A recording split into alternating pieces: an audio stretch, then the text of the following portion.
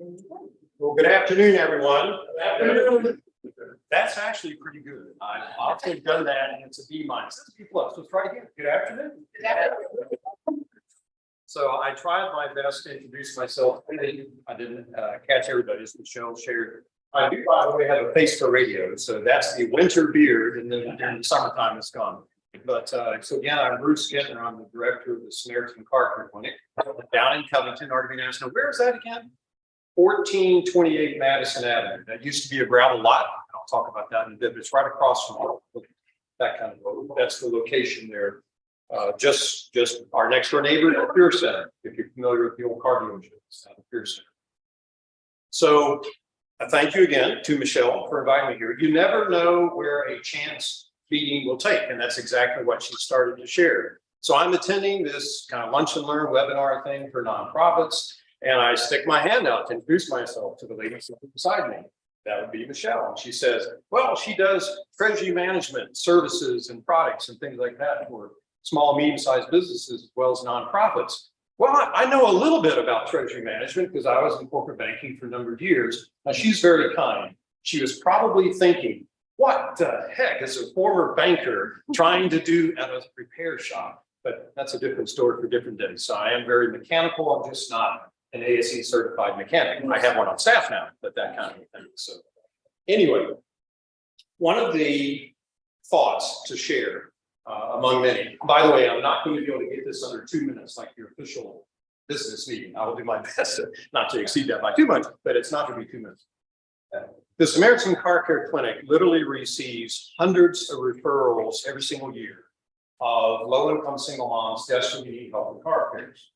That is a slice of our population that does not receive kindness. And I use that word literally. These ladies are used to being looked down upon, derogatory comments thrown their way, judgments made, it's your fault. I tell you right now, it's not always their fault. We are simply trying to extend kindness to a slice of our neighbors who do not receive kindness, knowing full well that they probably aren't going to pay us back, but we certainly want to try. History lesson for those who are interested in that. I do have to admit, I look far more out the windshield than in the rearview mirror. But sometimes people like to know, well, how in the heck did this start? 2007. All volunteers. We've been doing this for 16 years, simply trying to offer a hand up, not a hand up to low-income single moms who desperately need help. We didn't hang out a piece of paper from the beginning and say, come get a free oil change. From the very beginning, we were working with collaboration partners, places like Welcome House, quite evolved into Life Learning Center, Brighton Center, St. Vincent de Paul of Northern Kentucky.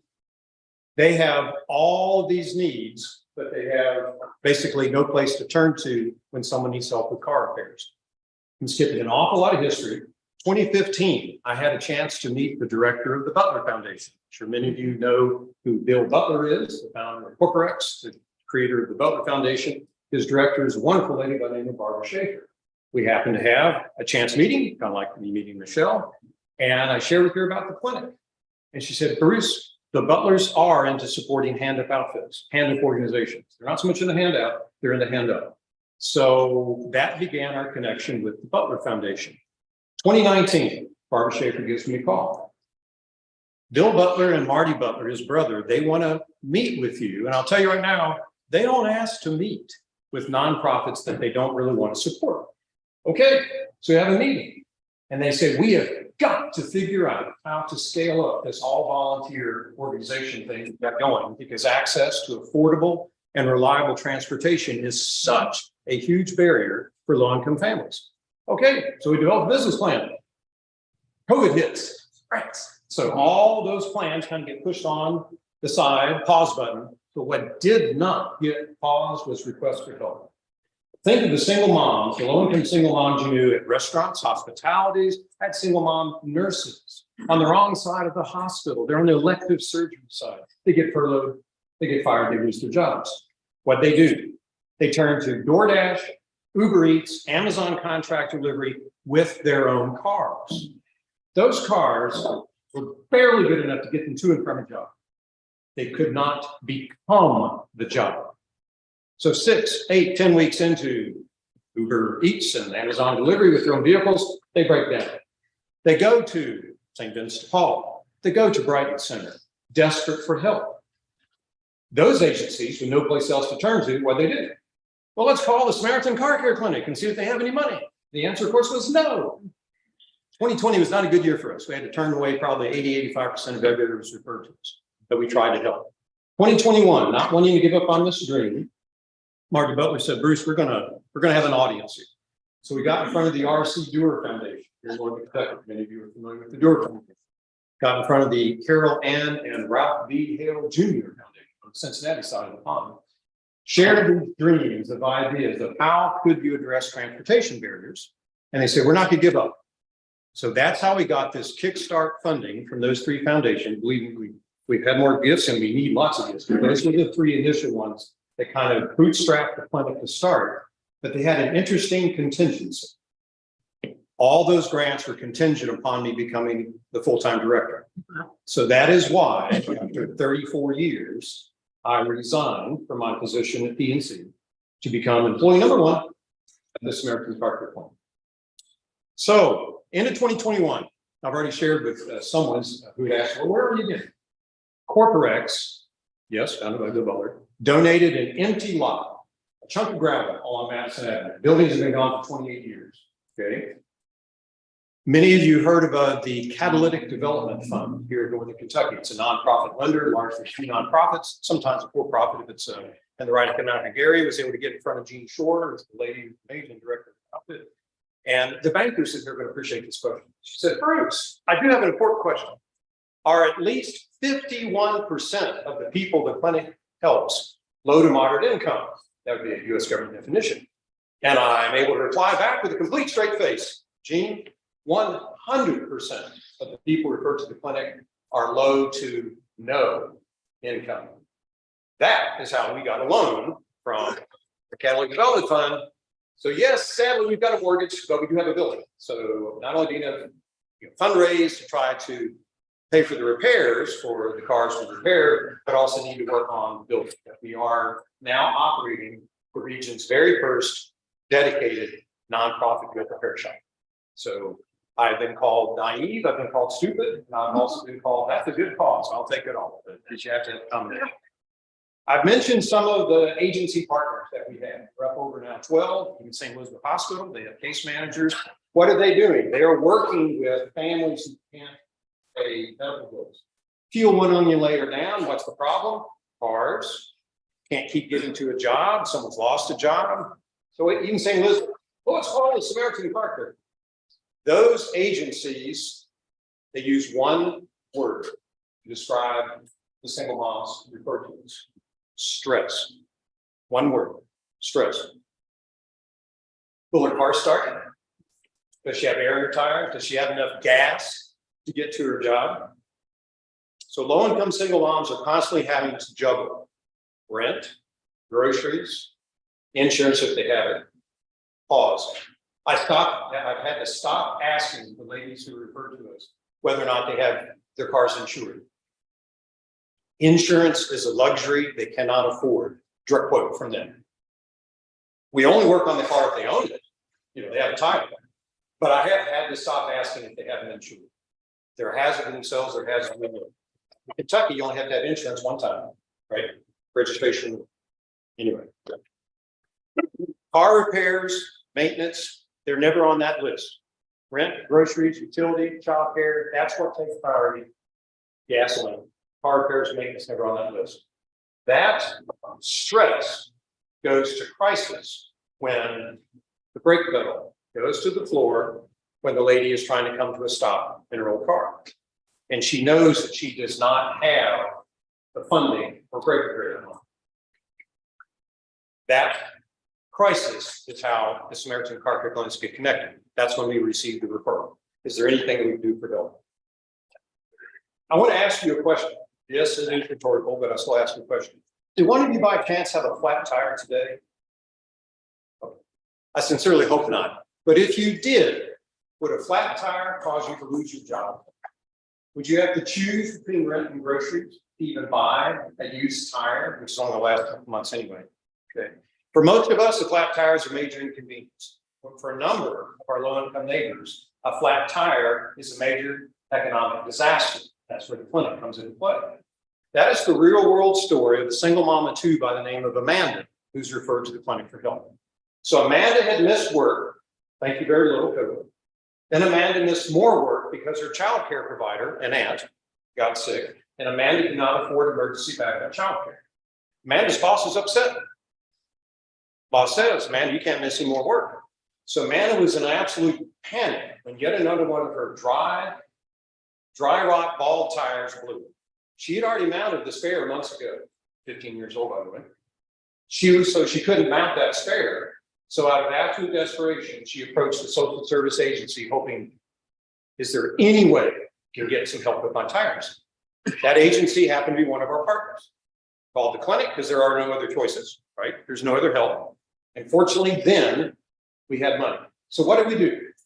Installed 4 tires, did an oil change, did a safety inspection. She only had $25 that month. The next month, she sent another 25, that kind of thing. No, if you didn't buy for it, pay for it all. That's why we're a nonprofit. What was the goal? Keep her on her path to financial independence. Help her address transportation barriers. That's what we did. And I literally have hundreds of stories like that. Last year, 2022, the clinic was able to help 315 low-income families with car repairs and maintenance. Not necessarily heading off the question, but no, you go, who we help? I'll tell you. 70% of those were single moms. Another 20% were single women who once were single moms who still struggle financially because they just never ever been able to stabilize financially. Just over 30% ethnic minority. So no, we don't turn down guys. You can kind of do the math. Out of 315 families, two were what we would call nuclear families. Husband, wife, kids. In both cases, that reached out of desperation to St. Vincent de Paul because they've been ripped off buying used cars. At buy here, pay here life. 6, 8, 10 weeks later, the car stops. They want to turn it back in, get their deposit back. Oh no, read the fine print. Can't do it. So St. Vincent de Paul, we partner with them. Bruce, can you help fix up the car? Because of funding challenges, we only had to turn away just under 100 families last year. Okay. First half of this year, funding not been as effective or successful as I'd like, but we helped 129 families in the first 6 months. Okay. Demographics very similar, that kind of thing. By the way, another question someone asked, well, what's the average repair cost? $1,400. Wow. Okay. The referral from Brighton Center is for a single mom going through job training, trying to better herself in the life of her kids, right? We as business people should be supporting that.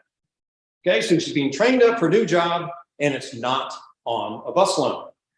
So she has a clunker, to be kind, of a car, okay? And Brighton Center knows, bald tires. Okay, so the referrals for tires, okay? It's never tires, ladies and gentlemen. What good does it do to put 4 brand new tires? And we're not putting Michelin's on, it's off brand, but we don't do used tires, I'll tell you that. But what good does it do to put 4 new tires on a car that cannot come to a stop because the brakes are shut? In order, tires, brakes, leaking radiators, leaking power steering pumps, everybody. That's our order of repair priorities.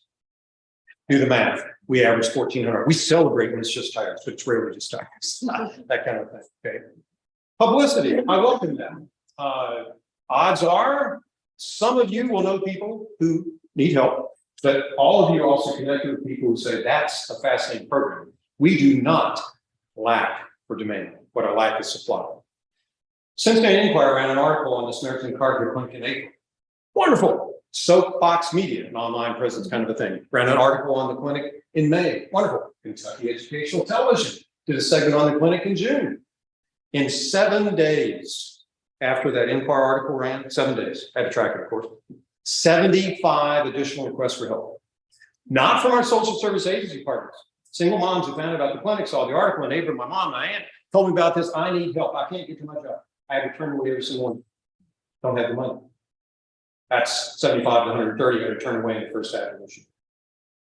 So when I think about how to kind of wrap up and then have questions, the tagline we've adopted, if you like it, it's I'll take credit. If you don't like it, I have to take credit. So I was standing there in our shop after we had our lifts installed. So we have 3 bays of service and we have garage lift. I thought, I ought to have a photograph of one of the single moms. I don't know if that's going to show you the whole thing, but everyone has a copy of our recent newsletter on your feed, except that one. Sorry, didn't know about that. Okay. This is a single mom of 4. Name is Jamie, that the clinic was able to help. I had her come down, have her put her kids on our list.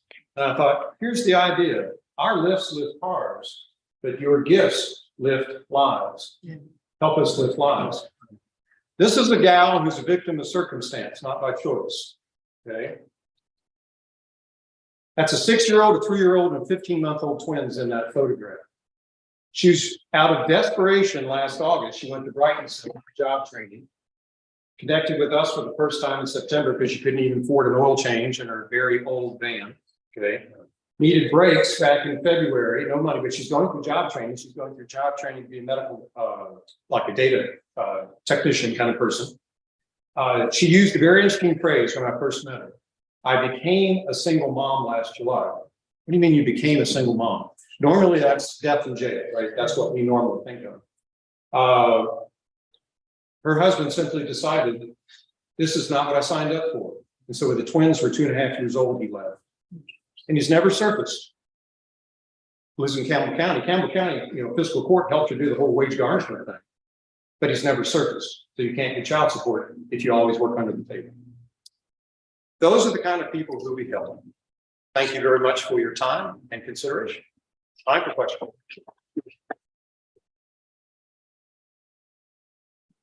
Yeah. Yes. You want me to stand here to field the questions? Okay. I guess my point is, the question would be is like, we have cars that we basically buy new or close to new, but drive until they get a lot of miles. Like usually around like my truck's at 260. I got a new truck and I still drive my old truck. It's still really good. But periodically we'll donate this to somewhere. And we used to give them the CHC in Burlington. Where do you suggest donating a vehicle like that to? Because they've been maintained. They've been maintained. The Samaritan Parker Clinic always has a wait list of low-income families, almost always single moms desperate for a car. So yes, we do receive vehicles.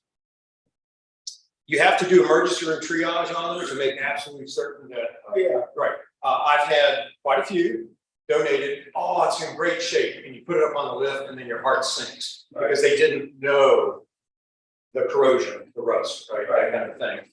But yes, we welcome donations. By the way, one of our major partners is St. Vincent de Paul in Northern Kentucky.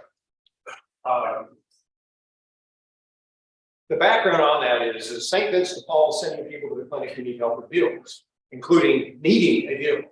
So I threw the courage and went to the director, wonderful lady by the name of Karen Single, by the way, who is now on my board. That's the collaboration.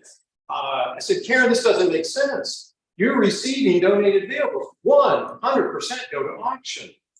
But they need the money. I understood. But I said, if you have something that's in better shape, could you please get it over to the clinic and we'll fix it up for one of your clients, neighbors of St. Vincent de Paul. And so she went to her board and they went, good heavens, that's a great idea. So that's how we started partnering with St. Vincent de Paul. Last year, we only had 12 vehicles donated, 6 diverted out of St. Vincent de Paul, 6 directed to the clinic. So far, this year, we're running better. We've actually had 12 donated straight to the clinic for partners this year. So that's the answer to your question. Please take my card and welcome that truck. I sent the picture to Barbara Martin too. Thank you very much. So they harassed you about it. You say you're the only paid employee, so you have what's the average day of your pay? I was employee number 1.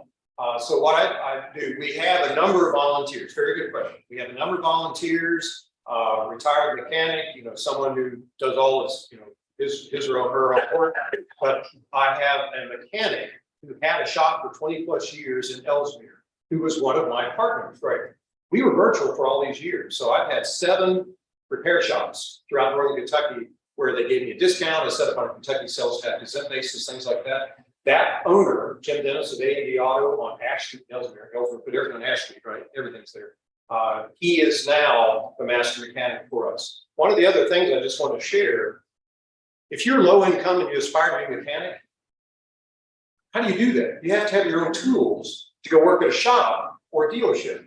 So we are offering Gateway Community College students out of their mechanical program.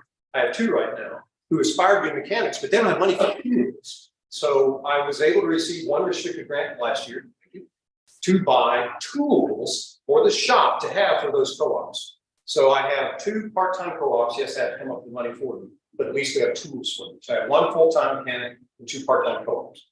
Me, I'm not doing this stuff. Plus a lot of oil changes. That I can do very quickly.